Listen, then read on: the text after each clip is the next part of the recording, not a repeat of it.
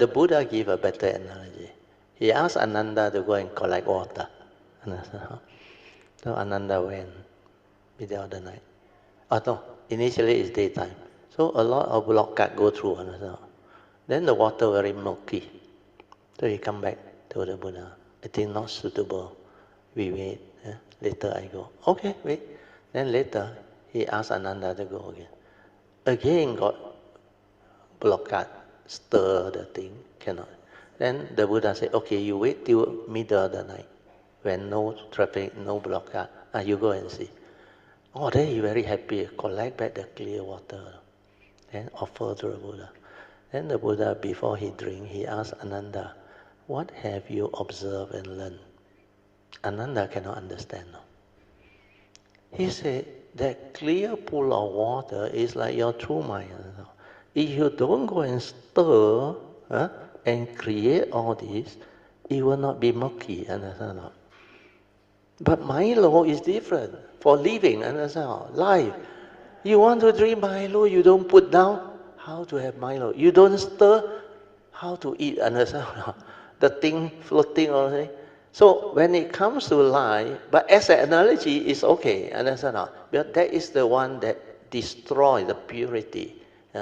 But the better way is, the Buddha say, you leave that thing. Actually, Milo take a long time to settle down. Then when it settle down, because of the color, even the water supposed to be clean, also not very clean when you realize or not. Got a bit of color there. But if you use something else, let's say sand or whatever, dust or whatever, the small particle, then you go and stir. Then you leave it. Even nestum also you can see. When you leave it, it will settle down. All the residue, everything will settle down. Then it becomes clear water. It's exactly like what the Buddha explained. He said, when you suppress your anusaya or your mental hindrance, because you suppress, then it's like you don't have, you don't have defilement, you don't have the 5 mental hindrance, because clear water. So those in jhana, samadhi, it's like that. But not rooted out yet, understand? When there is condition, it will arise. That's why those who hold on to their jhana, their concentration, their so-called conditioned mind, at that time, when they have the energy and that thing, it's like they have no thought. They are enlightened. And they cannot get angry also, cannot stir, cannot react. Because the 5 mental hindrance that hinders your mind from entering the meditation has been suppressed by the energy, and it cannot come out. That's why it cannot test you. But the moment you grow older, as they grow older, they lose the ability to have that jhana, because no more energy, weak already. The body goes away on it. Then they realize they cannot be in that state of mind, which is jhanic energy, the various jhanic state. Then they realize they experience old age, sickness, and death. The first noble truth reality. Then they realize without the jhana, there is nothing they can do. And then that time, the mental hindrance arise, the doubt arise, the fear, the worry. The doubt is, I think I enlightened. Now I don't think so. My mind still can get agitated, worry, sometimes fear, doubt. That is how the Buddha gives the analogy. If you have not rooted out, means it settled down at the bottom. Then it looked clear, pure. That's what happened in 1986. 88 when I met Ajahn Yandra. When he tell me the highest meditation, daily mindfulness, then I suddenly realized if I don't trace the origination factor and develop the wisdom to root it out through mindfulness, where I was in Anapanasati, you remember, I went into absorption, all suppressed. I told you at the university, my mind is full of loving kindness, compassion. I radiate metta, everything. And it's so tranquil, so still. Yeah?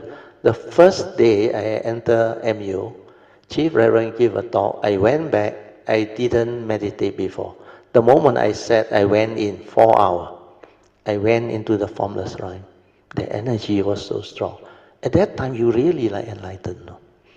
Then I remember the analogy that the Buddha said, means not rooted out. So to root out, you have to do the mindfulness. Then I recall the 4 foundations of mindfulness. Then I realized, no wonder my teacher Ajahn said, we choose aware, all action, all movement in the present moment. That is the highest meditation. That's why I keep on reminding you all to develop that continuity of mindfulness. Everything aware, mindful. When you aware, mindful, you don't think. You won't be heedless. You are not lost in thought. So that part is very important. That's why I reverse my cultivation.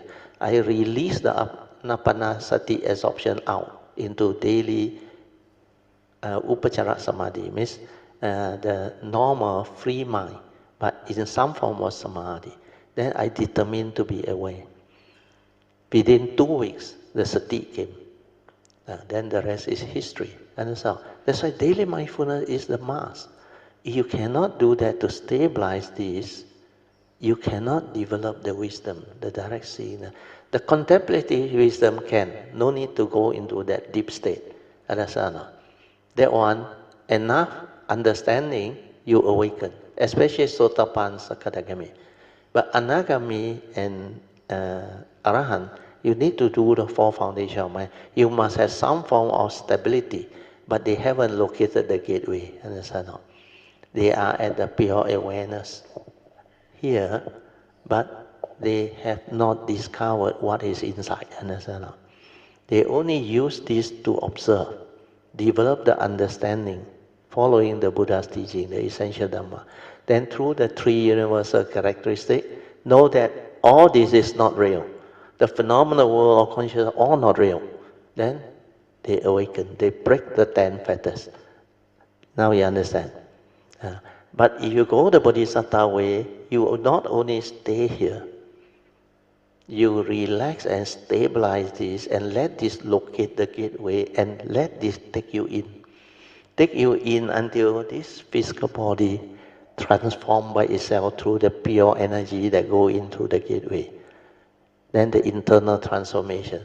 Then it open up front and back, slowly over the year, until finally it illuminates the whole nature. So Bodhi mind that illuminate the nature, that is the 3rd stage of Bodhisattva cultivation. So this is how you have to develop the understanding of it. Okay?